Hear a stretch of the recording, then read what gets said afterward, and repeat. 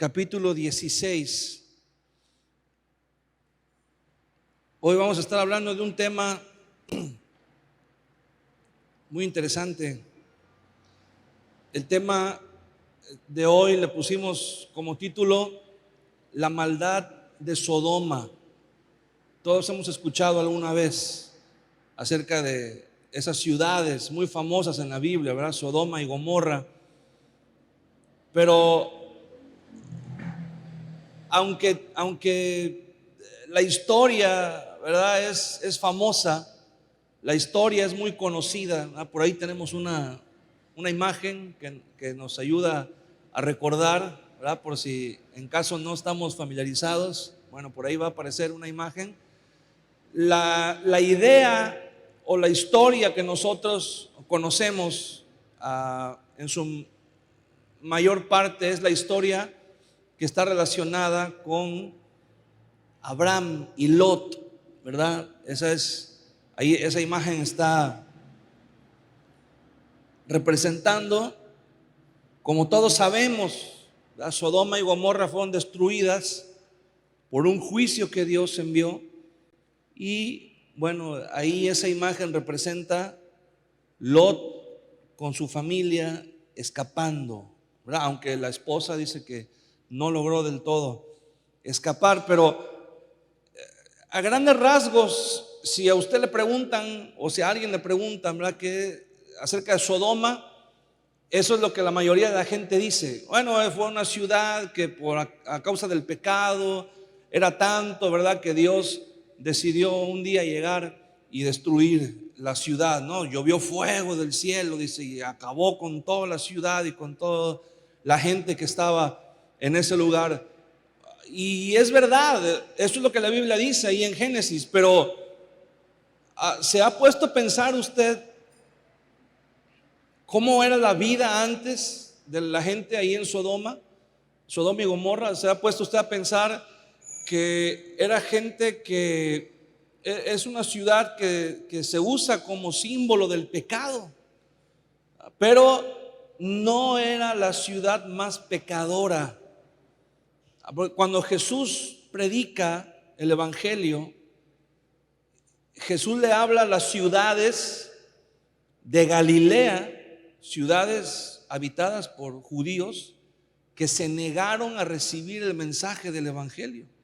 Y Jesús dice: ay de ti, Corazín, ay de ti, Betsaida, ay de ti, Capernaum, dice, y menciona unas ciudades. Si en Tiro y en Sidón se hubieran hecho los milagros que en ti han sido hechos, hace tiempo que se habían arrepentido. Y también menciona a Sodoma. Dice: si en Sodoma se hubiesen hecho los milagros que se han hecho en ti, hace tiempo que se hubieran arrepentido.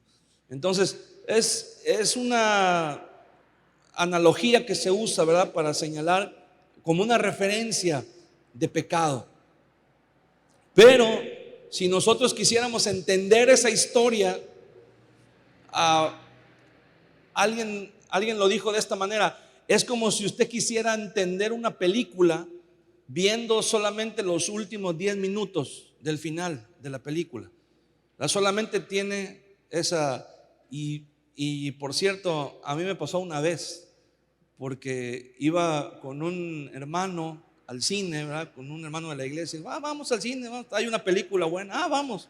Y compramos los boletos. ¿Y cuál sala es? No, pues es esa. Y nos metemos, pero no nos fijamos en la hora y todavía no terminaba la función anterior. Entonces vimos el final de la película primero y ya después nos quedamos a ver toda la película, ¿verdad? Y sí, realmente no entiende uno, aunque vea uno el desenlace, pues no lo entiendes hasta que ya ves toda la película desde el principio. Entonces vamos a ver qué sucedió antes, de dónde comenzó el problema con Sodoma y Gomorra, ¿verdad? ¿Cuál fue el origen, la raíz? Es como si dijéramos: ya vimos la película de Sodoma y Gomorra ahí en Génesis, ¿verdad? Pero bueno, ahora salió la precuela. Entonces vamos a ver qué pasó antes, ¿verdad?, de que sucediera, antes de que llegara el juicio de Dios a ese lugar.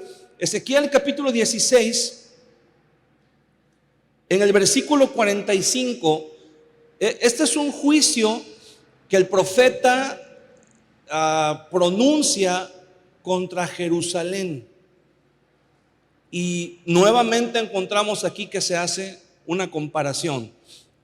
Ezequiel 16:45 dice, no, desde el 44, he aquí, todo el que usa de refranes te aplicará a ti el refrán que dice, cual la madre, tal la hija.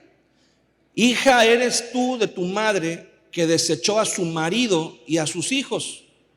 Hermana eres tú de tus hermanas que desecharon a sus maridos y a sus hijos. Vuestra madre fue Etea y vuestro padre Amorreo. Y tu hermana mayor es Samaria. Le está hablando, acuérdese, a la ciudad de Jerusalén. Tu hermana mayor es Samaria, ella y sus hijas que habitan al norte de ti. Y tu hermana menor es Sodoma con sus hijas, la cual habita al sur de ti. Ni aún anduviste en sus caminos, ni hiciste según sus abominaciones.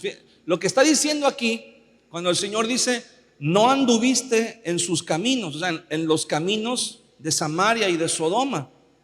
Está hablando que en ese momento Samaria ya estaba habitada por extranjeros, ya no era una ciudad de judíos puros, ya eran extranjeros que traían adoración a otros dioses. Y el Señor le está diciendo a Jerusalén, no anduviste en los caminos de ellas, ni hiciste según sus abominaciones. Dice el Señor, hiciste peor. No fuiste como ellas, le dice el Señor, caíste más bajo, fuiste peor que ellas. Dice, antes, como si esto fuera poco y muy poco, te corrompiste más que ellas en todos tus caminos. Vivo yo, dice Jehová el Señor, que Sodoma, tu hermana, y sus hijas no han hecho como hiciste tú y tus hijas. Y en el versículo 49 dice, he aquí, esta fue la maldad de Sodoma, tu hermana. Este es el versículo que vamos a ocupar como versículo principal. Dice, he aquí, esta fue la maldad de Sodoma, tu hermana, soberbia, saciedad de pan y abundancia de ociosidad tuvieron ella y sus hijos, y no fortaleció la mano del afligido y del menesteroso, y se llenaron de soberbia e hicieron abominación delante de mí. Y cuando lo vi, ¿qué dice? Las quité. Este juicio que el profeta Ezequiel está pronunciando, acuérdese que el profeta Ezequiel es un profeta del exilio. El profeta Ezequiel profetizó después de la caída de Jerusalén, cuando ya los judíos estaban en el exilio. En el momento en que Ezequiel está pronunciando este juicio, para que usted pueda ubicarse, en ese momento Daniel está sirviendo en la corte del rey Nabucodonosor, interpretando los sueños del rey, como usted ya sabe. En ese mismo momento Jeremías está con los que quedaron en Jerusalén, en las ruinas, en la desgracia total. En el contexto de un libro que está en la Biblia que se llama Lamentaciones de Jeremías, en ese contexto que ya no existe el templo, que ya no existe la ciudad de Jerusalén como tal. Entonces, cuando la gente se pregunta, ¿qué fue lo que sucedió? Ya vino un juicio, ya está la ciudad destruida, ya está el templo destruido, ya los reyes, la línea de sucesión de los reyes ya fue cortada, y todos los príncipes y toda la nobleza y toda la gente importante fue llevada cautiva a Babilonia. Y en Jerusalén, en lo que alguna vez fue la ciudad de Jerusalén, solamente hay tragedia, ¿verdad? Ruinas.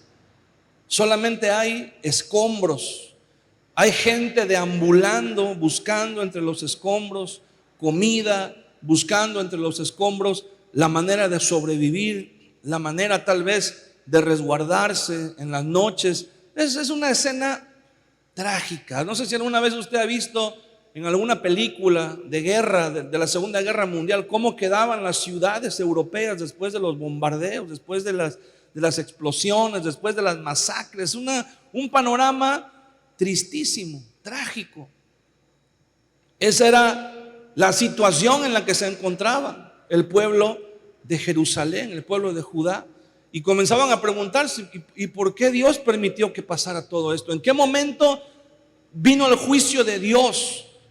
Y de repente el profeta Ezequiel le escribe para los judíos que están ahí y dicen: el juicio no vino de repente, el juicio no vino de manera súbita, de manera espontánea.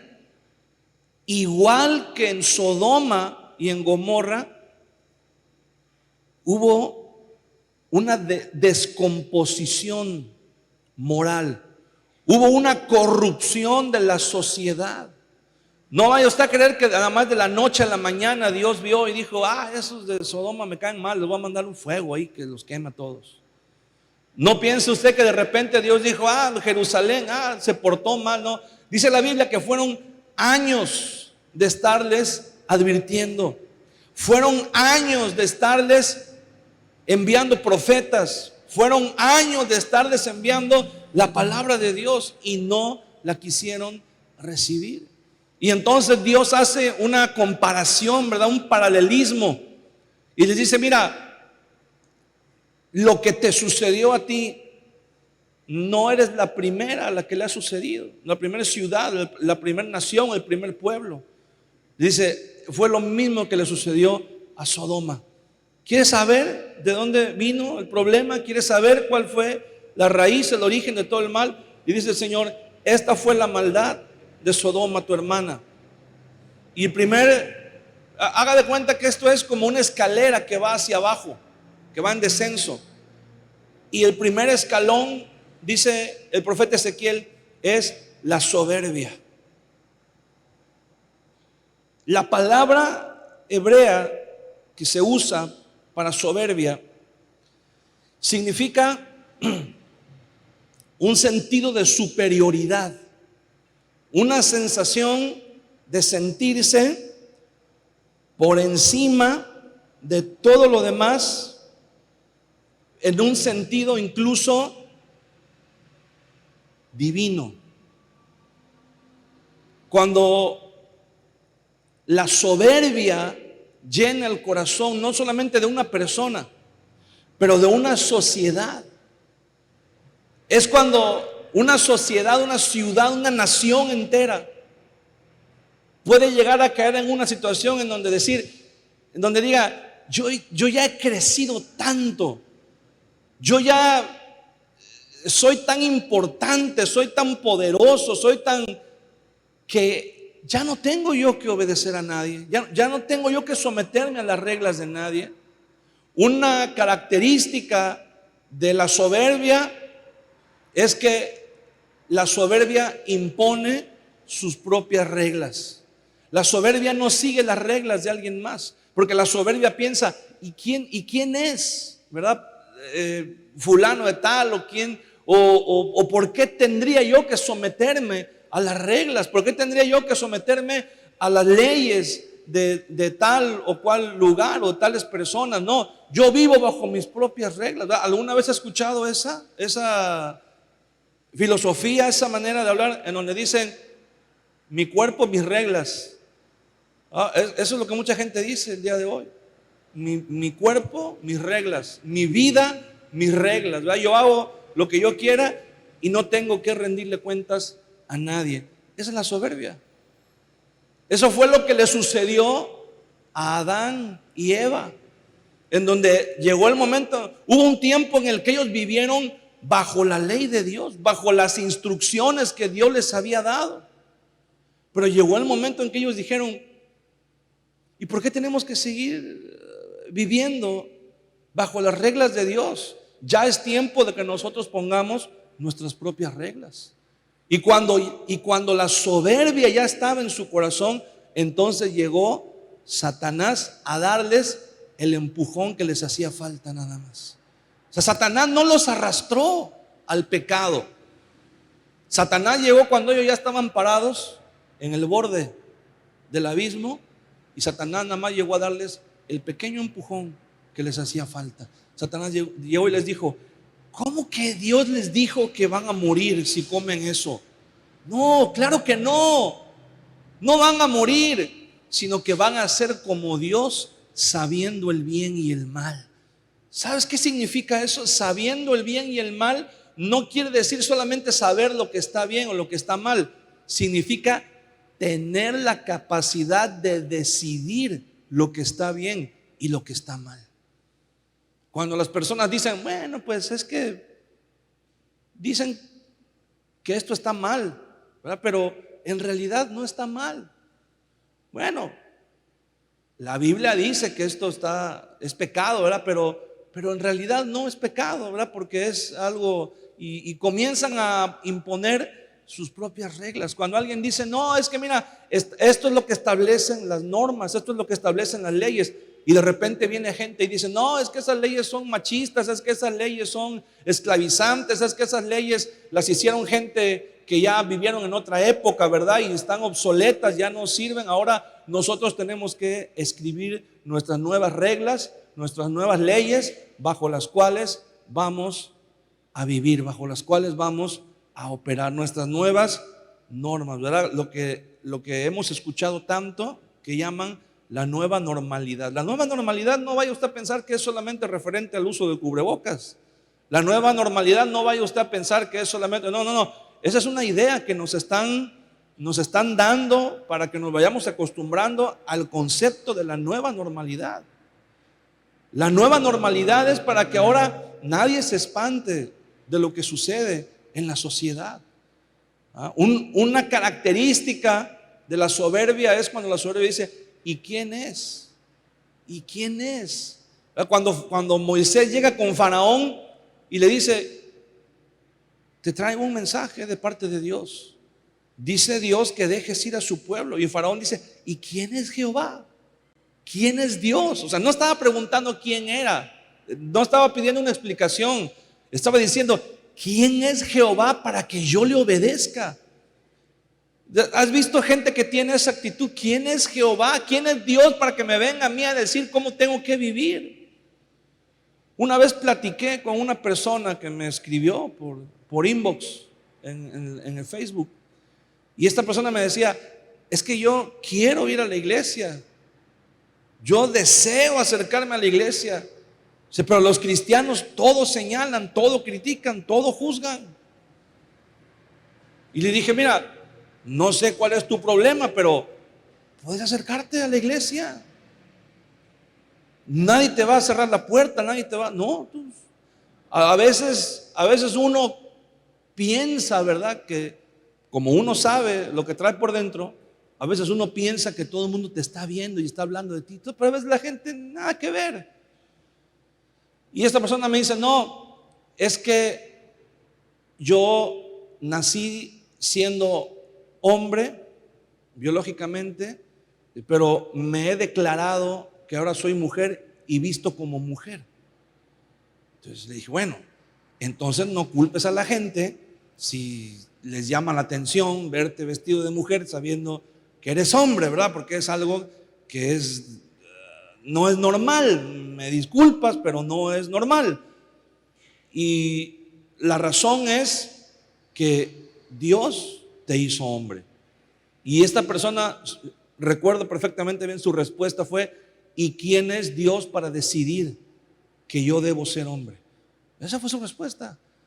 Y el problema realmente de esta persona, y se lo dije: mira, tu problema no es que seas hombre y quieras ser mujer. Tu problema es que tienes una actitud de rebeldía. Tu problema es que tienes una actitud de que no te gusta obedecer y someterte a las normas y a las leyes. Porque estoy seguro que si hubieras nacido siendo mujer, hoy estarías luchando por convertirte en hombre y porque la sociedad te aceptara como hombre.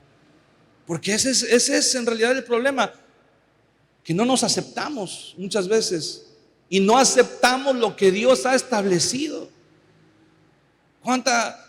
Hemos escuchado comentarios, ¿verdad?, con esto de la ideología de género, que dicen, no, pues yo nací, pero me identifico, nací con un sexo, ¿verdad?, pero me identifico y hay gente que hasta de broma dicen, no, yo nací aquí en México, ¿verdad?, pero me identifico con canadiense, soy canadiense en realidad, y entonces me voy a ir a Canadá o me voy a ir a algún lugar de Europa, ¿verdad?, porque me identifico como que soy. Y es una broma, pero en realidad hay gente que quisiera hacerlo, quisiera poder convertirlo en realidad, quisiera poder hacerlo realidad, ¿verdad? ¿Por qué? Porque no nos gusta someternos a las normas, a las leyes, no nos gusta someternos a lo que ya está establecido. Entonces, cuando una sociedad se llena de soberbia, la principal característica es que va a querer dictar sus propias leyes y no va a querer someterse a las leyes ni a las reglas de nadie más. Esa es una característica. Ese es el primer escalón. Eso es lo que le ha sucedido, lo que le sucedió en la antigüedad y no muy en la antigüedad, también en la actualidad, ¿verdad?, a los reyes, a los gobernantes que de repente llegaban a un nivel de autoridad en donde decían, yo soy Dios. Y en los emperadores romanos encontramos un personaje llamado Nerón, en donde la tradición era que cuando un emperador moría y otro le sucedía en el trono, el emperador que llegaba a gobernar, digámoslo así, canonizaba al anterior. Decía, el antecesor lo vamos a declarar que es divino, lo vamos a declarar que es un Dios, pasa a formar parte del panteón romano y le vamos a quemar incienso y lo vamos a venerar como si fuera Dios. Y eso sucedió, ¿verdad?, cuando Nerón llegó, cuando Nerón subió como emperador, y el emperador anterior, si mal no recuerdo, había sido Claudio, y de repente dice Nerón, bueno, pues vamos a declarar a Claudio, el emperador, ¿verdad?, que ya falleció, vamos a declararlo como divino. Es más, y de una vez a mí también. ¿Para qué vamos a esperar? ¿Para qué vamos? Si de todos modos cuando me muera me van a declarar que soy un Dios, pues de una vez. Y entonces Nerón se declara a sí mismo como Dios. Y por eso reclama para sí mismo adoración. Y por eso choca con los cristianos, ¿verdad? Que los cristianos declaraban el título que César reclamaba para sí mismo era Rey de Reyes. Y entonces los cristianos decían, no, el único Rey de Reyes es el Señor Jesucristo.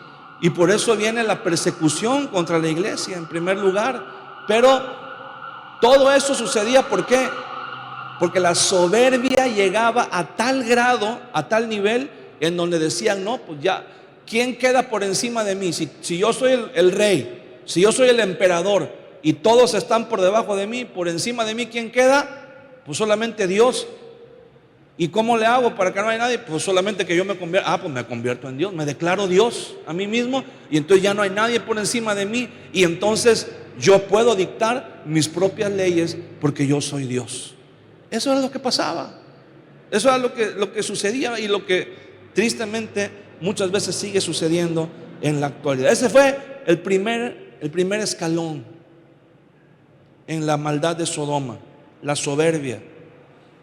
Isaías capítulo 5, vamos a leer Isaías capítulo 5, versículo 20 hasta el 24. Dice, ay de los que a lo malo dicen bueno y a lo bueno malo, que hacen de la luz tinieblas y de las tinieblas luz, que ponen lo amargo por dulce y lo dulce por amargo.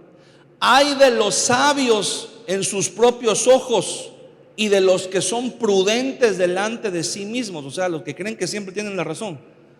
Ay de los que son valientes para beber vino y hombres fuertes para mezclar bebida, los que justifican al impío mediante cohecho y al justo quitan su derecho, o sea, los que tuercen las leyes para beneficio propio. Por tanto, como la lengua del fuego consume el rastrojo y la llama devora la paja, así será su raíz como podredumbre y su flor se desvanecerá como polvo, porque desecharon la ley de Jehová de los ejércitos y abominaron la palabra del Santo de Israel. Cuando una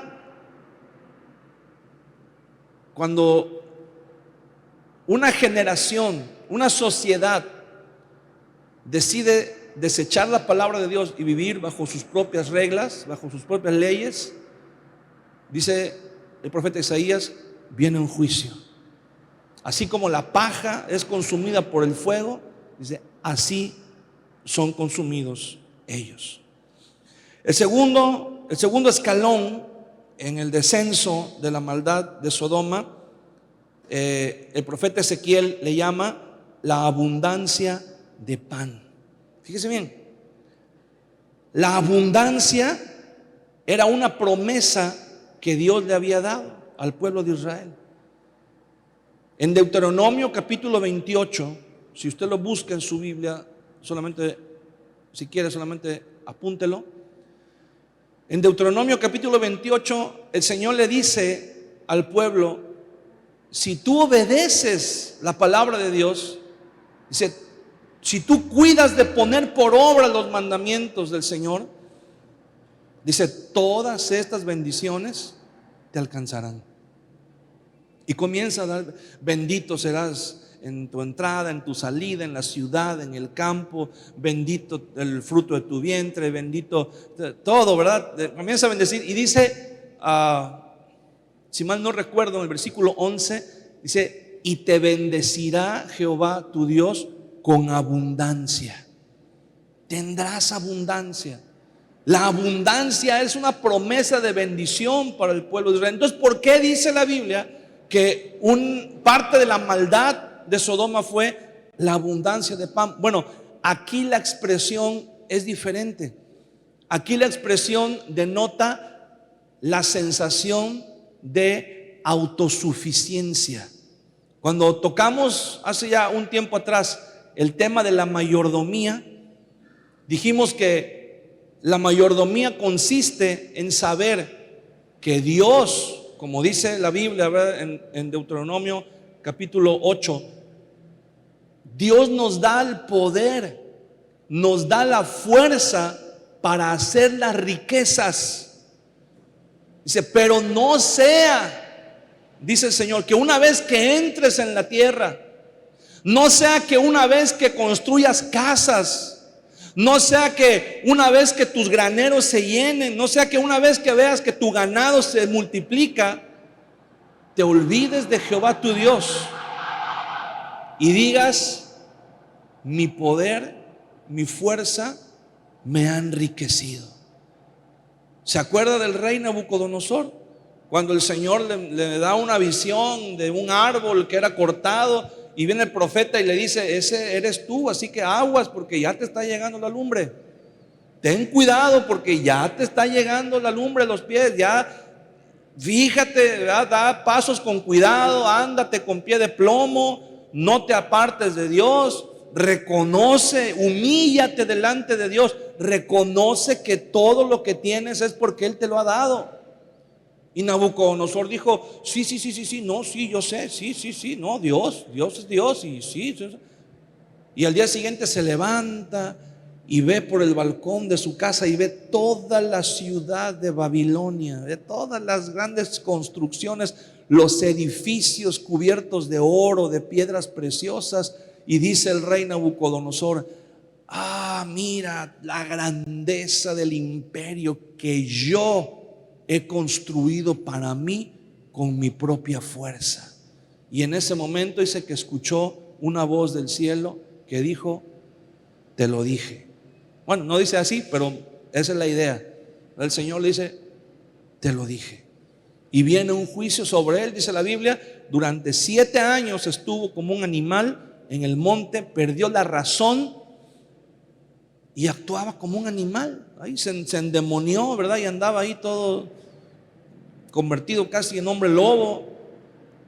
Y estuvo, como dice, que comía pasto y dormía a la intemperie. Dice que le salió un pelo en el cuerpo como si fueran plumas. Y feo, feo, feo. Hasta que reconoció y le dio la gloria a Dios. Y eso es lo que sucede muchas veces cuando la Biblia dice abundancia de pan. No se refiere a que tengas mucho. Se refiere a que, número uno, pienses que lo que tienes lo tienes por ti mismo. Y número dos, que tu confianza esté puesta en lo que tienes. Así, nuestra confianza está puesta en lo que tenemos, entonces pobres de nosotros. Porque muchas veces pensamos, escúchame bien, pensamos que tenemos cosas, pero en realidad las cosas nos tienen a nosotros. Cuando nos dejamos llevar y nos deslumbramos, dice Jesús, vean la parábola del sembrador, el que cae en el engaño, en los afanes de este mundo. ¿Cuáles son los afanes de este mundo? Cuando este mundo nos dicta, ¿verdad?, cómo tenemos que vivir, y nos dicta que tenemos que comprar y que tenemos que vestir de esta manera y que tenemos que vivir en tal lugar y que tenemos que, para que, ¿verdad?, la gente vea y diga, mira como la casa donde vive, ay, mira el carro que trae, y mira la ropa que se pone, y mira, y eso, como si eso cambiara o nos diera un valor, cuando nuestro valor y nuestra autopercepción dependen de lo material. Entonces no tenemos cosas. Las cosas nos tienen a nosotros. Porque hay gente que no se siente satisfecha, que no se siente completa si no trae el último teléfono móvil que salió, ¿verdad? Si no trae, y y me lo tengo que comprar y no importa, ¿verdad? Y dice, ay, mira, ya me logré comprar el último celular que salió. Aunque ya me endrogué, ¿verdad?, quién sabe cuántos años ahí en la tienda departamental, pero ya lo tengo. Pero ¿qué pasa? A los 2 meses sale otro teléfono más avanzado. ¿Y qué pasa? Vuelve la inseguridad, ay, mira, yo traigo pero ya, ¿qué crees? El vecino de enfrente ya tiene el nuevo.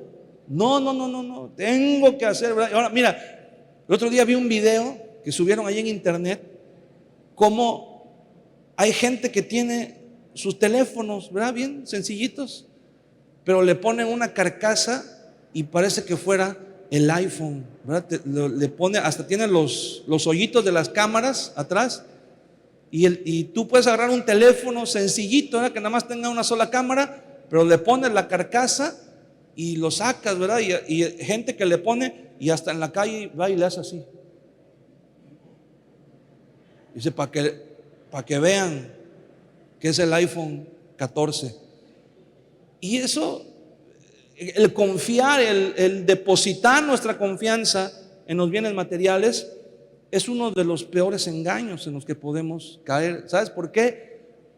Porque todo lo material puede desaparecer en un instante. En un momento lo podemos perder todo, ¿verdad? De repente viene una devaluación, viene una crisis, o viene una guerra, o viene, no sé, una catástrofe natural, ¿verdad? Algo puede suceder. ¿Y qué pasa con y qué pasa si nuestra confianza está puesta en el dinero?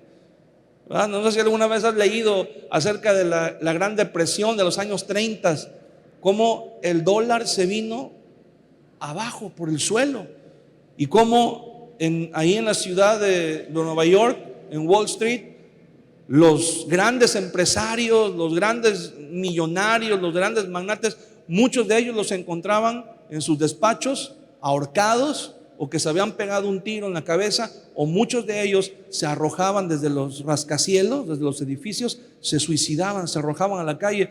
¿Por qué? Porque vino la devaluación, y escúchame, de los 100 millones de dólares que tenían en el banco, nada más les quedaron 5 millones de dólares. Pobrecitos, quedaron en la tragedia, quedaron en la calle, quedaron en la miseria. Ay, 5 millones, 1 millón, con medio millón, ¿verdad? Dijeran por ahí, la armamos. Pero ellos no, para ellos era una tragedia, porque como tenían mucho, y se les vino abajo y llegaron a tener en su percepción muy poco, se quitaban la vida, no encontraban la manera de cómo salir adelante. Porque hay un refrán antiguo que dice: el dinero es buen siervo, pero es mal amo. Cuando nos dejamos gobernar por el dinero, adiós. En Lucas capítulo 12, en el Evangelio de Lucas, en el capítulo 12, a partir del versículo 13, Jesús, dice así el Evangelio: le dijo uno de la multitud: maestro, di a mi hermano que parta conmigo la herencia. Mas él le dijo: hombre, ¿quién me ha puesto sobre vosotros como juez o partidor? Y les dijo: mirad y guardaos de toda avaricia, porque la vida del hombre no consiste en la abundancia de los bienes que posee. También les refirió una parábola diciendo: la heredad de un hombre rico había producido mucho. Y él pensaba dentro de sí diciendo: ¿qué haré? Porque no tengo dónde guardar mis frutos. Y dijo: esto haré, derribaré mis graneros y los edificaré mayores, y allí guardaré todos mis frutos y mis bienes. Y diré a mi alma: alma, muchos bienes tienes guardados para muchos años. Repósate, come, bebe, regocíjate. Pero Dios le dijo: necio, esta noche vienen a pedirte tu alma, y lo que has provisto, ¿de quién será? Así es el que hace para sí tesoro y no es rico para con Dios. Hermano, dice la palabra del Señor, mire, ojo, en esta parábola el Señor no dice que este hombre haya hecho algo malo. Las ganancias que tenía las obtuvo de manera lícita, trabajando. No dice que evadía impuestos, no dice que vendía drogas, no dice que defraudaba o que robaba. No. Dice que su heredad, o sea, su campo, su parcela, produjo mucho. Y de repente él dijo: ¿qué hago? No tengo dónde guardar lo que produjo mi campo. ¿Qué? Y dice: pues voy a derribar mis graneros y voy a construir otros más grandes. Pero cuando vio que construyó graneros más grandes y los llenó, entonces su actitud cambió y dijo: alma, muchos bienes tienes guardados. ¿Para qué? Dice: para muchos años. Para muchos años. ¿Quién le garantizaba a este hombre que iba a vivir muchos años? No hay, hermano, mayor engaño que creer que podemos vivir para disfrutar todo lo que creemos que tenemos o todo lo que creemos que merecemos. ¿Quién nos asegura que no vamos a morir mañana? ¿Quién nos asegura que vamos a vivir 20 o 30 o 50 años en el futuro? Nadie tiene la vida comprada. Nadie puede llegar con Dios y decirle a Dios: mira, te voy a dar esta cantidad de dinero, pero me dejas vivo y con buena salud los próximos 50 años, ¿verdad? Porque tengo planes, tengo proyectos, y estos proyectos son buenísimos, así que no te los puedes perder.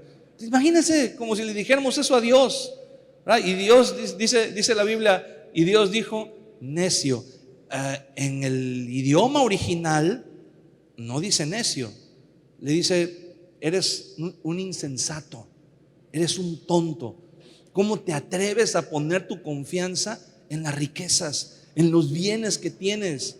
Dice: esta noche vienen a pedirte tu alma. Hermano, aguas, porque la riqueza no es pecado, los bienes no es pecado. Dice, la Biblia dice que Jesús no dijo esta parábola para los que tenían dinero. Dice: guardaos de la avaricia. No dice que tener dinero sea pecado. El pecado es la avaricia. ¿Y sabe qué es la avaricia? La avaricia es cuando alguien dice, no importa cuánto tengo, pero quiero más. La avaricia nunca va a reconocer la suficiencia. ¿Ah? Estaba viendo un video de una persona que decía que vivía en el campo y que iba a pescar todas las tardes y pescaba 2 horas, y con esas 2 horas que pescaba sacaba suficientes peces para comer. Y entonces alguien lo vio y le dijo, oiga, usted tiene un talento para la pesca, a usted se le da, no a cualquiera se le da, pero a usted se le da la pesca, siempre saca buena pesca. Dice, ¿cuánto tiempo dedica usted a pescar? Dice, solamente un par de horas, a lo mucho, diarios. Y dice, oiga, ¿y por qué no pesca más tiempo? ¿Por qué no pesca unas 8 o 10 o 12 horas diarias? Y el Señor dice, ¿y para qué? Dice, si yo me la llevo bien tranquila, mira, pesco, vengo en la mañana, pesco 2 horas, después me voy a mi casa, enciendo el fuego, cocino los pescados, como con mi esposa y después nos sentamos enfrente del fuego, compartimos un rato, platicamos, leemos un libro, miramos juntos el atardecer, le damos gracias a Dios, compartimos tiempo con nuestros nietos y nos acostamos a dormir y para esperar el día siguiente.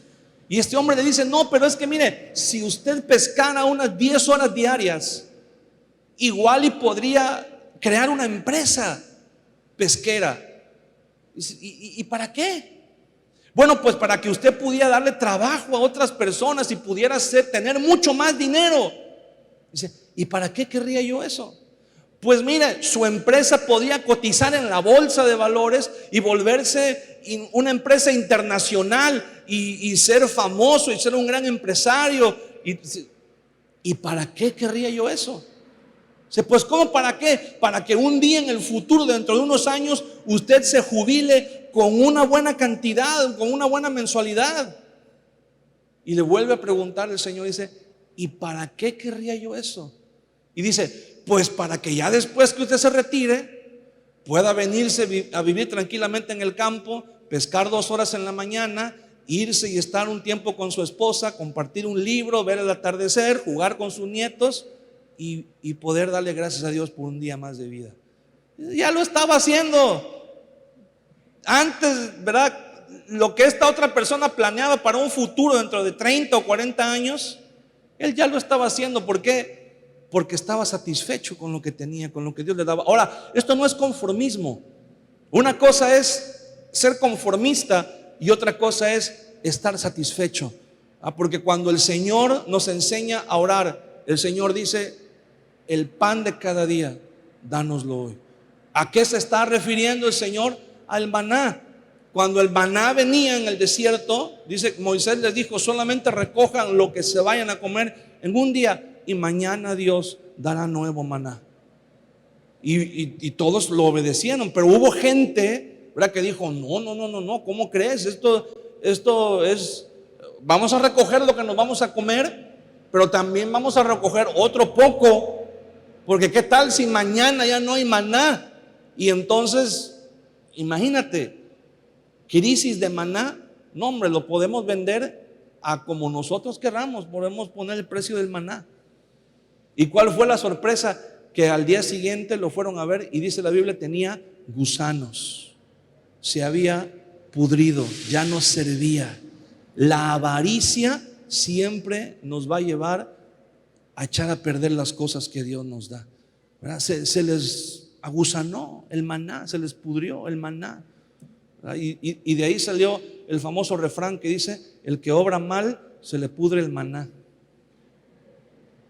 Ya después le cambiaron el maná por otras cosas, ¿verdad? Pero imagínense, la avaricia es no tener manera de ser saciado, siempre querer más y más y más. Y el problema no es que quieras más, porque hay gente que de cierta manera se propone metas y dice, yo quiero tener más. El problema es, ¿a costo de qué quieres tener más? ¿Qué vas a sacrificar para tener más? Sobre todo cuando ya tenemos suficiente. Hay personas que Dios nos ha bendecido y tenemos suficiente, pero como queremos más, somos capaces de sacrificar el tiempo que debemos estar con nuestros hijos. Somos capaces de sacrificar tiempo con la esposa. Somos capaces de sacrificar tiempo de comunión con Dios. Y ahí es cuando se convierte en pecado. La saciedad de pan, la abundancia de pan nos lleva a una sensación de independencia de Dios. Yo ya tengo, yo para qué. O sea, hay personas, híjole, que usted no se imagina.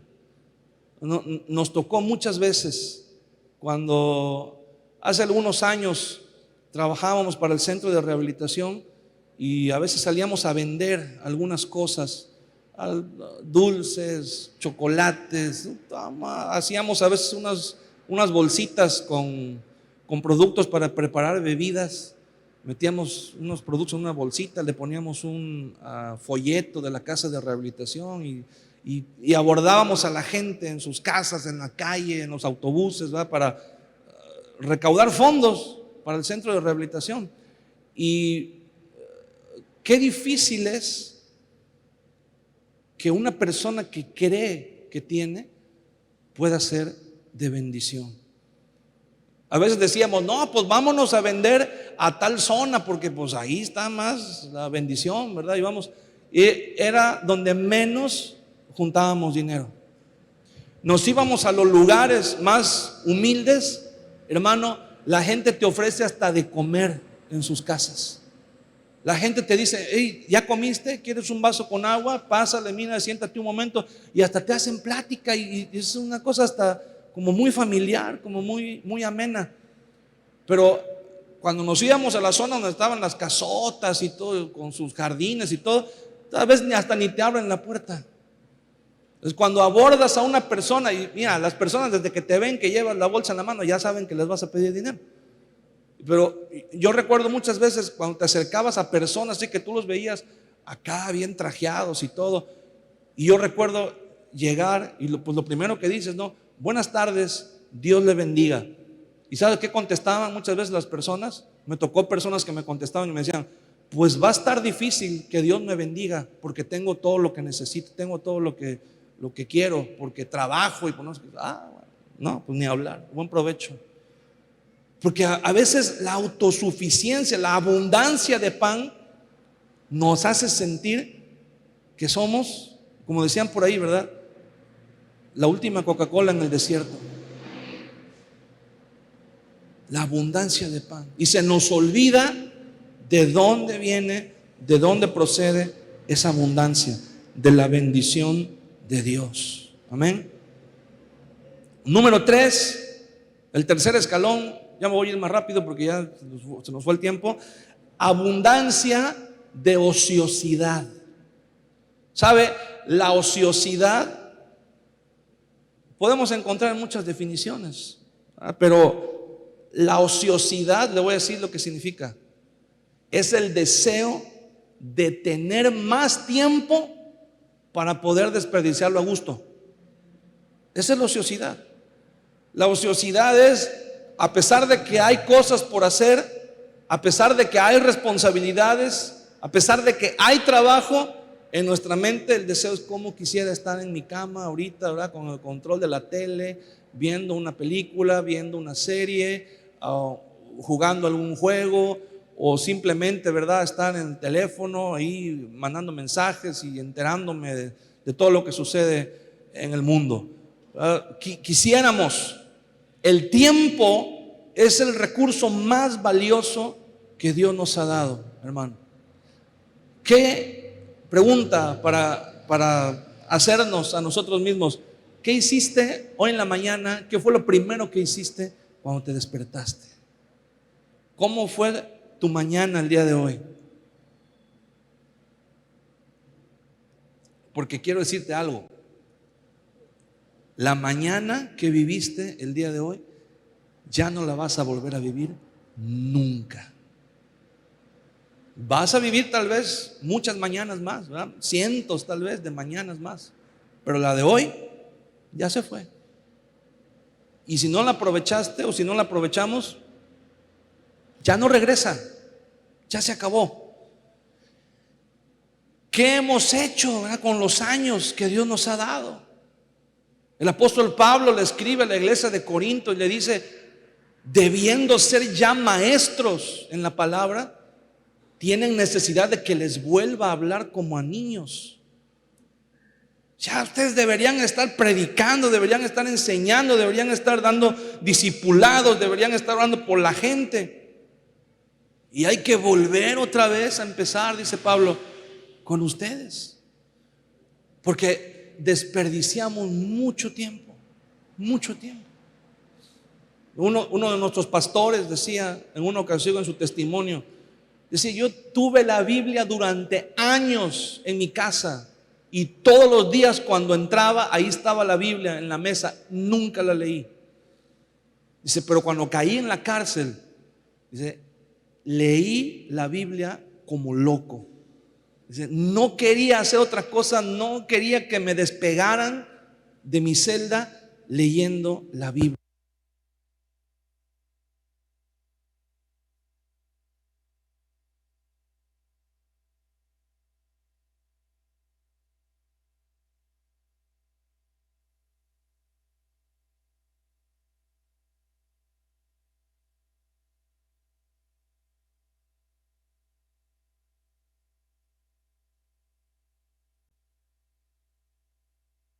Sí.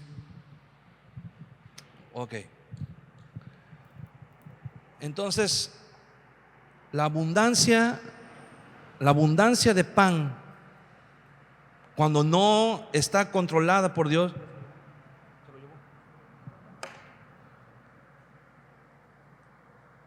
nos lleva a la avaricia, a querer más y más y más. La abundancia de ociosidad nos lleva a que, aunque haya abundancia de pan, fíjese, hay personas, y escuchen bien lo que le voy a decir, hay personas que yo las he escuchado, que dicen: ¿cómo quisiera tener tiempo para servirle a Dios? Pero tengo que trabajar, tengo que hacer esto, tengo que hacer lo otro, tengo que acá, tengo que esto. Y hay personas que tienen el tiempo y no le sirven a Dios. Hay personas que tienen todo el tiempo del mundo, sea porque ya están jubilados, porque se sacaron la lotería, porque tienen la herencia, no sé, por alguna razón tienen la libertad de servirle a Dios y no lo hacen. Tienen la capacidad, los medios, los recursos para servirle a Dios. Una vez vino uno de nuestros pastores que estaba en Barcelona y compartió acerca de las necesidades que había allá en la misión, ¿verdad? Habían rentado una bodega así como esta y ahí vivían, ahí estaban, ahí era casa de rehabilitación y era iglesia. Y había mucha necesidad, ¿verdad? Porque era muy difícil que la gente recibiera el mensaje del evangelio, que la gente abriera su corazón para recibir a Jesús. Y estaban en mucha dificultad. Pero el pastor vino y fue, digámoslo así, fue optimista.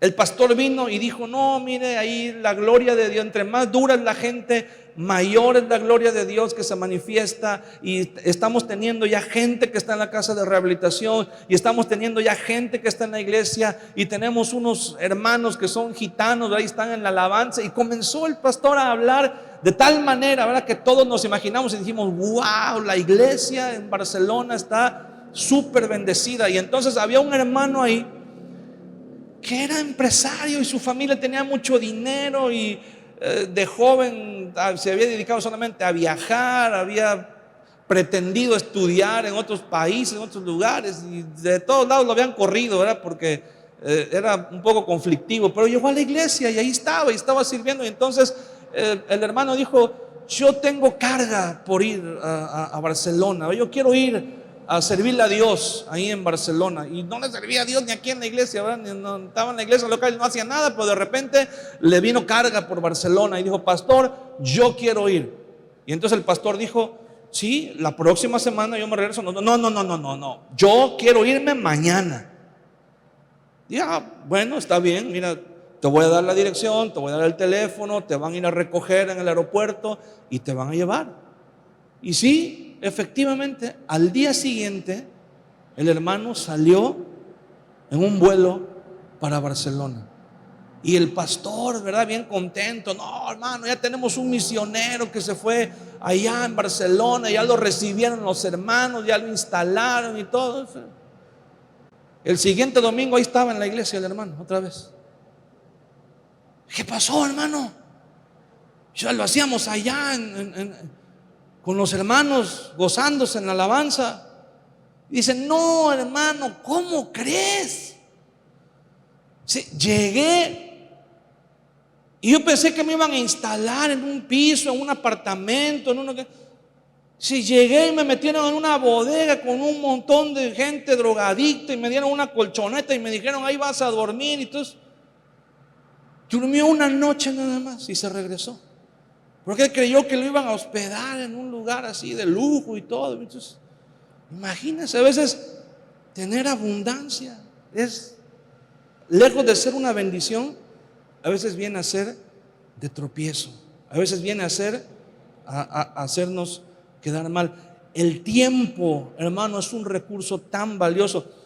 ¿Usted se ha preguntado alguna vez, por ejemplo, cómo le hacían las personas de antes?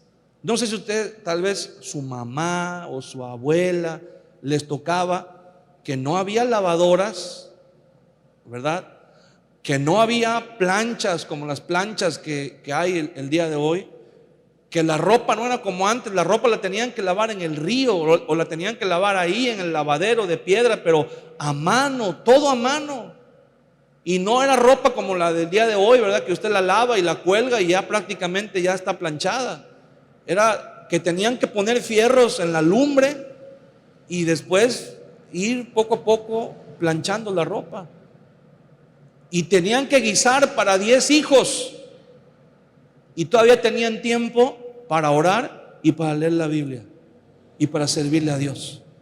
Y el día de hoy, entre más tecnología tenemos, menos nos alcanza el tiempo para hacer todas las cosas, ¿verdad? Hay gente que dice: Dios mío, si yo con un hijo o con 2 hijos ya me estoy volviendo loca, ya me estoy volviendo loco. Yo no sé cómo le hicieron mis abuelos con 12 hijos, con 15 hijos, con tantos hijos que tenían antes, ¿verdad? Y a todos los sacaban adelante. El otro día escuché que una persona decía: Dios mío, ya tengo 30 años, mi papá cuando tenía mi edad ya tenía 3 terrenos, ya tenía una camioneta, ya había pagado su casa, ya tenía un perro, ¿verdad? Que quería, y yo todavía no acabo de pagar el teléfono ahí todavía estoy endeudado con el teléfono.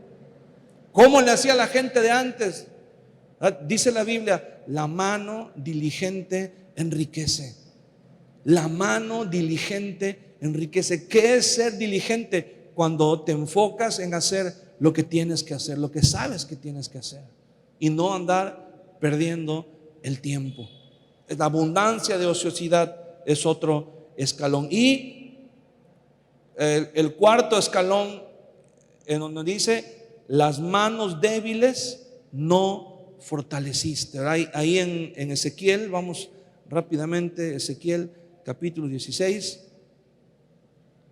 dice: y no fortaleció la mano del afligido y del menesteroso. Esto es algo bien terrible, porque la palabra que se escribe aquí, que se traduce, da a entender una indiferencia, una indolencia ante la necesidad de las personas. ¿Cómo comienza? Comienza con la soberbia, después con la abundancia de pan, la autosuficiencia, después con la abundancia de ociosidad, y después dice con la indiferencia y la indolencia hacia los más débiles, hacia los más vulnerables. El instinto, hermano, que Dios ha puesto en los seres vivos originalmente es proteger a los más vulnerables, a los más débiles. En la naturaleza nos enseña. En el reino animal, la mayoría de los animales cuando nacen, a las pocas horas que nacen, ya son independientes, ya caminan solos, ya buscan su comida, ya están. Pero el ser humano no. El ser humano, ¿verdad? Nuestros padres tienen que procurarnos y ver por nosotros, según la ley lo establece, ¿verdad? Hasta los 18 años. Y en algunos casos a veces hasta más. Pero la naturaleza nos enseña, porque yo recuerdo, ¿verdad?, cuando escuchaba allá en el rancho las pláticas de los señores ya grandes que decían los señores, cuando salía el tigre, cuando salía el que le llaman allá, ¿verdad?, el gato de monte, o el jaguar, o el puma, ¿verdad?, cuando salía del monte, dice, y cuando el ganado percibía la presencia de un animal o del coyote, dice, todos se reunían alrededor de los más débiles. Toda la manada se reunía cubriendo y protegiendo a los más pequeños, a los más vulnerables. Dice, y afuera de ese círculo se quedaban los animales más grandes, los toros más fuertes, ¿verdad?, que eran los que estaban para defender al rebaño. Pero el día de hoy en nuestra sociedad es diferente. Y quiero decirle esto porque mire, el día de hoy en nuestra sociedad se han creado leyes precisamente para deshacerse de las personas más vulnerables que son consideradas, y digo esto con mucho temor, ¿verdad?, que son consideradas a los ojos de muchas personas como un lastre o como un estorbo para el avance o para el progreso de la sociedad. Hay países en Europa, por ejemplo, Islandia es un país en donde han reducido completamente al 100% la tasa de personas con síndrome de Down. Si usted va a Islandia, usted no va a encontrar ni una sola persona con síndrome de Down. Apenas en los primeros meses de embarazo se detecta que el niño viene con un déficit, es abortado automáticamente. No le preguntan a la mamá si lo quiere tener o no lo quiere tener, porque ese niño cuando nazca y cuando crezca va a ser un cargo para el gobierno. Y entonces lo eliminan antes de que nazca. Hay países en Europa, por ejemplo, como en España, en donde ya se han creado leyes en donde cuando una persona, una familia tiene en su núcleo a un anciano, a una persona ya de edad avanzada y que está enferma y achacosa y que se convierte en una carga para la familia, hay leyes, así como aquí lo que nosotros conocemos, ¿verdad?, como los anexos, que cuando una persona es muy problemática, ¿verdad?, toma mucho, se droga y eso, la familia va con el anexo y le dice, hey, firman un documento, y entonces vienen las personas del anexo, ¿verdad?, y se lo llevan, lo amarran, lo envuelven, ¿verdad?, y lo avientan a una camioneta y se lo llevan a encerrar. Así hacen con los ancianos. La familia va a un asilo, firman un documento y el personal del asilo van a la casa y sin preguntarle, sin avisarle y sin decirle nada, se llevan a la persona y lo meten a un asilo. Y lo peor de todo es que en ese asilo lo inscriben en los programas de salud del gobierno, y hay hospitales, se ha descubierto hospitales, no clandestinos así en los alrededores, no, en Madrid se han descubierto hospitales que registraban a los ancianos y decían, llevaban un sistema como de puntos, como de puntuación. Decían, a ver, si la persona es mayor de 70 años, bueno, ya perdió ahí puntos. Si además de ser mayor de 70 años padece alguna enfermedad ya crónica, degenerativa, bueno, ya perdió más puntos. Y si además de eso necesita algún aparato para escuchar o para ver mejor o para caminar, ya perdió más puntos. Y si llegaba a cierta puntuación, prácticamente entraba la ley de la eutanasia. lo declaraban grave, está grave, métanlo, ¿verdad? Urgencias, intúbenlo. Y a los 2 o 3 días le avisaban a la familia, su familiar ya falleció, ya está muerto, ¿verdad? Y eso lo hacían las leyes, lo hacen las leyes en muchos países, en muchos lugares, ¿verdad? Y tal vez no tardando mucho lo vamos a ver también aquí en nuestro país, porque la sociedad se va corrompiendo, se va volviendo indolente. Antes, hace muchos años, ¿verdad?, los ancianos eran considerados personas de mucho respeto. La Biblia dice: delante de las canas te inclinarás y descubrirás tu cabeza delante de los ancianos. Los ancianos eran considerados como gente de la que teníamos que aprender. Y el día de hoy, ¿qué dice la sociedad de la gente grande? No saben nada, no están actualizados, no son modernos, y se deshacen. El primer país en Europa que aprobó las leyes de eutanasia fue Holanda. Y en Holanda, cada año, cuando viene el periodo de vacaciones de la escuela, hay un fenómeno de migración de ancianos que se van de sus casas, porque durante las vacaciones la costumbre se volvió que la familia se va de vacaciones y le dicen al abuelo: abuelo, te quedas cuidando la casa porque vamos a ir a la montaña a esquiar, y pues tú no puedes, ya no estás para esos trotes, ¿verdad? Ya no aguantas subir la montaña, ni mucho menos esquiar, pero te quedas cuidando la casa y cuidando al perro y cuidando ahí, ¿verdad? Y entonces, cuando el anciano estaba solo en la casa, llegaban el asilo por ellos y se lo llevaban, ¿verdad? Para que no tuvieran a quien pedirle ayuda, a quien pedirle auxilio. Y entonces ahora en esos países, cuando llega el periodo de vacaciones, los ancianos huyen, se van, ¿verdad? Compran planes de turistas de vacaciones y se van, emigran durante el periodo de vacaciones a otras ciudades o a otros países, porque si no, adiós, se los llevan. Y esto es completamente contrario. Mire, no hay nada más opuesto o más lejano al carácter, a la actitud, al ministerio de Jesús. En Mateo capítulo 9, ya estamos por terminar, no se preocupen. Mateo capítulo 9,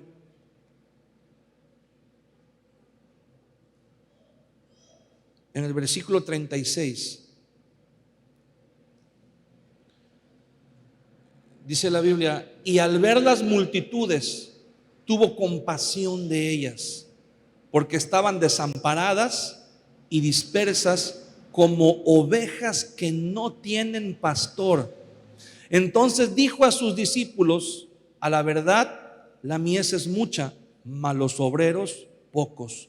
Rogad pues al Señor de la mies que envíe obreros a su mies. La palabra que se usa aquí en el idioma original, en el griego, cuando dice que Jesús tuvo compasión de ellos, es una palabra griega que está media difícil de pronunciar, ¿verdad? De escribir en español, o imagínense en griego, está todavía más difícil, pero esa palabra significa literalmente que se te mueven las entrañas. Dice que cuando Jesús veía las multitudes, la principal característica que veía en ellos es que estaban dispersos como ovejas que no tienen pastor. O sea, que cada quien andaba por su lado, cada quien andaba en lo suyo.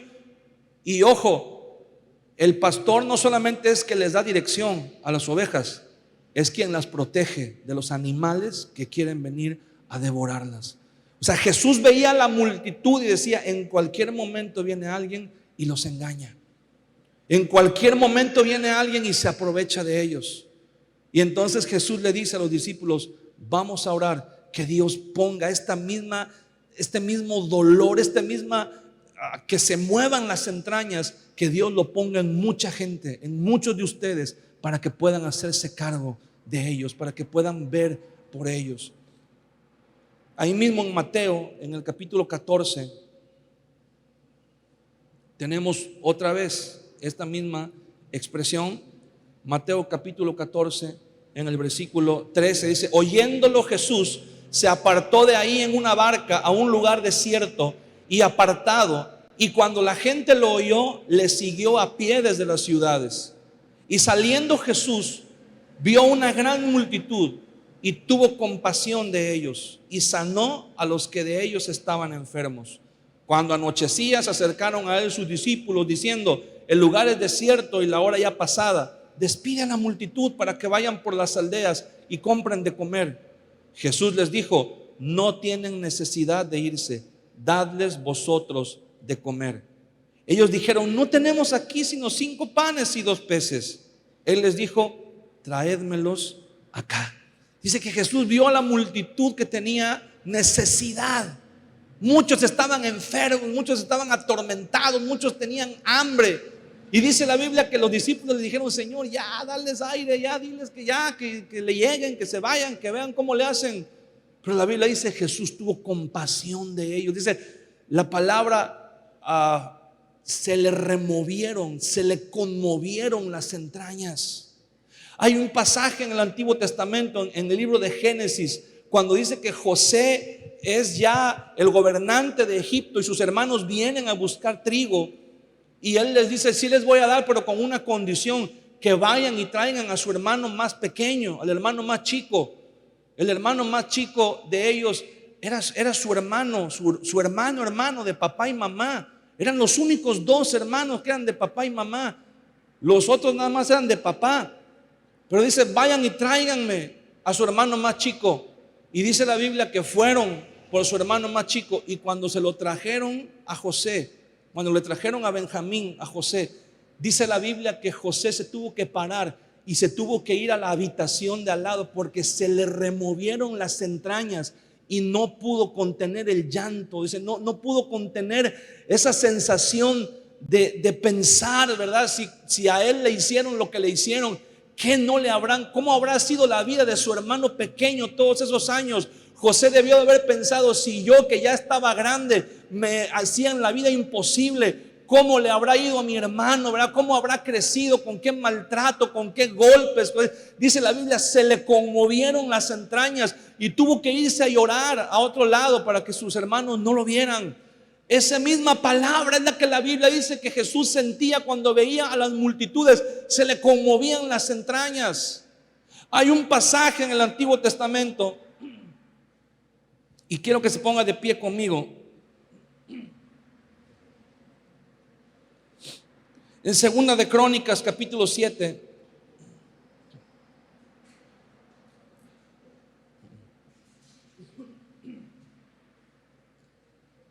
Cuando Salomón inaugura el templo,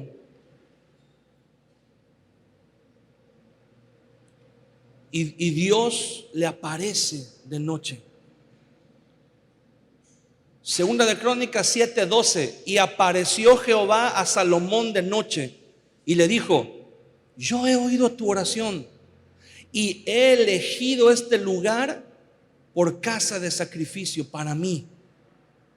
Dice Dios: muy bien, Salomón, ya escuché las oraciones, y sí, aquí estoy, y sí, me voy a manifestar en este lugar, y sí, aquí se va a derramar la gloria. Pero tienes que saber algo, Salomón. Dice: tienes que saber algo. El pueblo se puede descarriar, el pueblo se puede desviar. Mira cómo están. Tienen abundancia de pan, tienen abundancia de ociosidad. Muchos de ellos tienen soberbia. Y le dice el Señor a Salomón: probablemente un día yo traiga juicio sobre ellos, pero ten cuidado, Salomón, y escucha estas palabras que te voy a decir. Le dice el Señor, versículo 13: si yo cerrare los cielos para que no haya lluvia, y si mandare a la langosta que consuma la tierra, o si enviare pestilencia a mi pueblo, si se humillare mi pueblo, sobre el cual mi nombre es invocado, y oraren y buscaren mi rostro, y se convirtieren de sus malos caminos, entonces yo oiré desde los cielos y perdonaré sus pecados y sanaré su tierra. Dios le dice a Salomón: Salomón, mira, aprovechando que estamos hablando del templo, Dice, Salomón, si un día ustedes ven que la lluvia se detiene, que ya no llueve, si algún día ustedes ven que llegan las plagas de langostas a comerse todas las cosechas, si algún día tú ves que llegan las enfermedades y están afligiendo al pueblo, por favor, Salomón, no sean tan necios como para creer que es el cambio climático, que son las estaciones.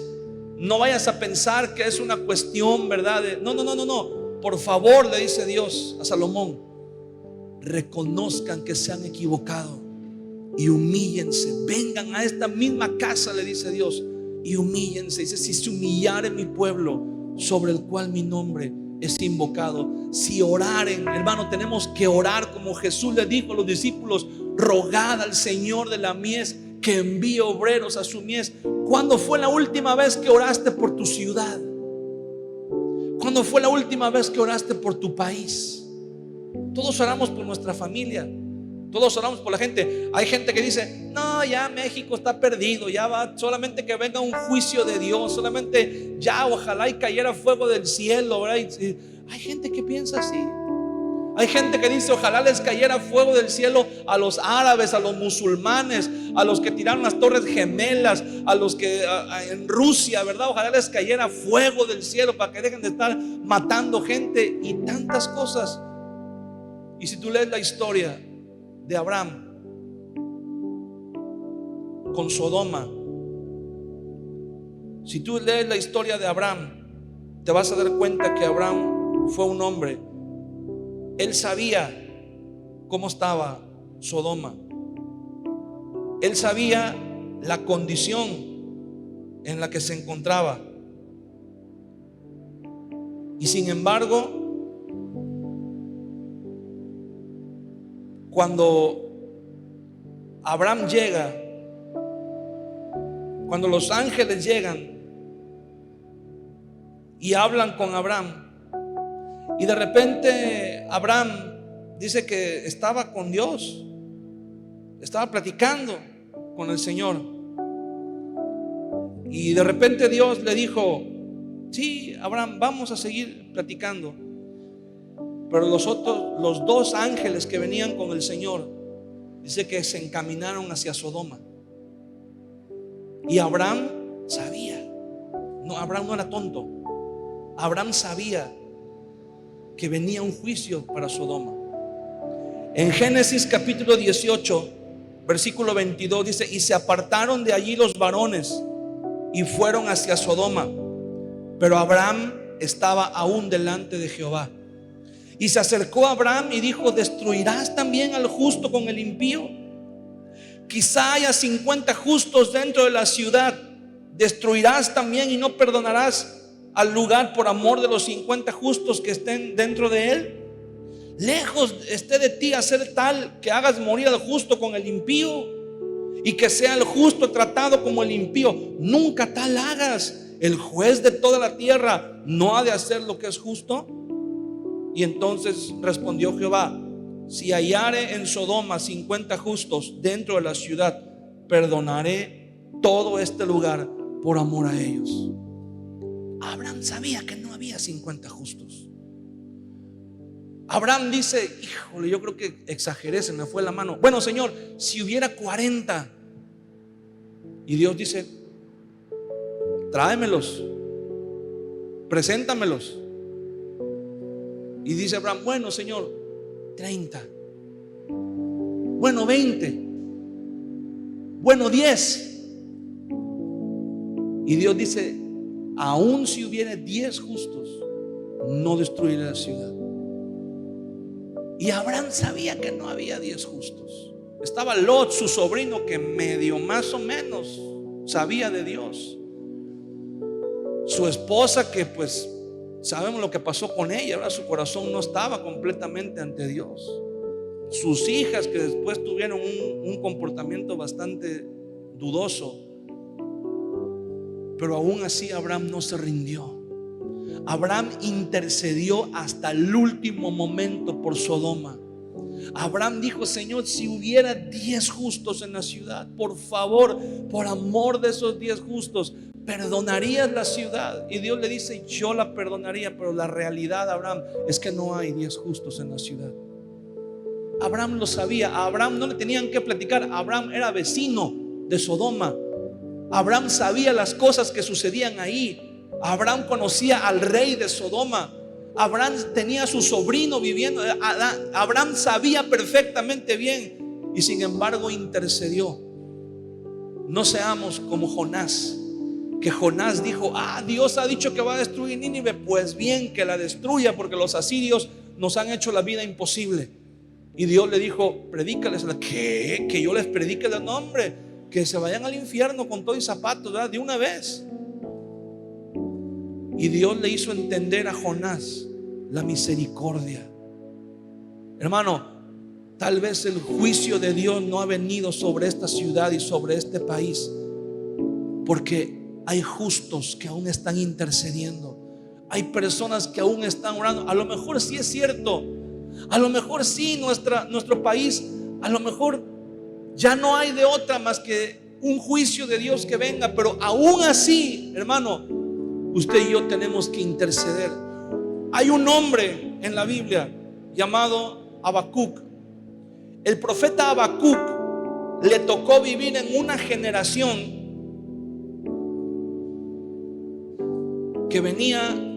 que estaba en un juicio de parte de Dios.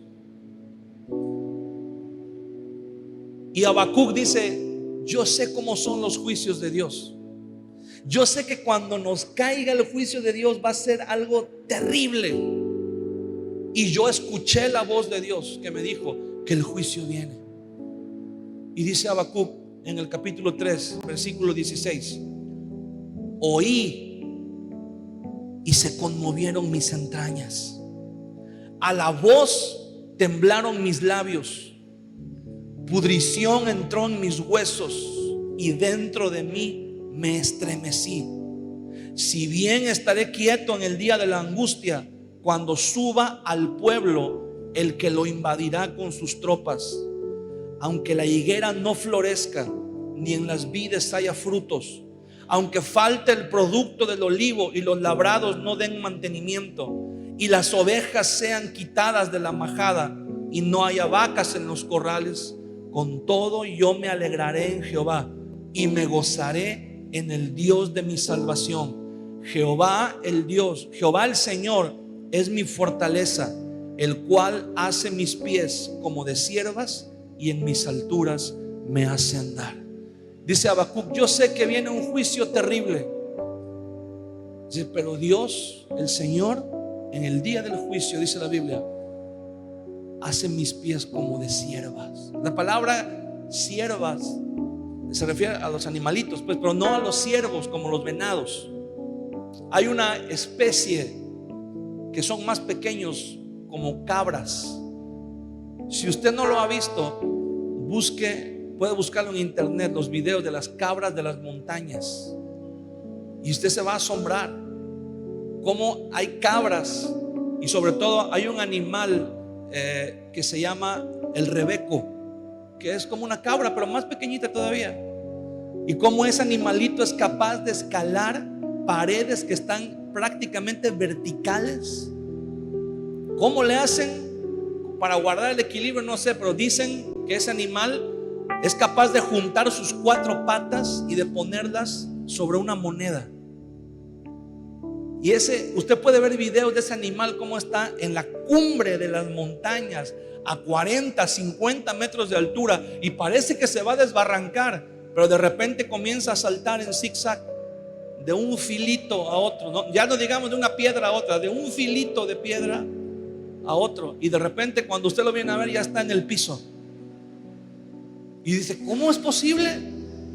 ¿Qué? ¿Tiene alas o cómo le hizo para bajar? No, Dios le dio la capacidad de que sus pezuñas se puedan aferrar al filo de las piedras de tal manera que puede descender.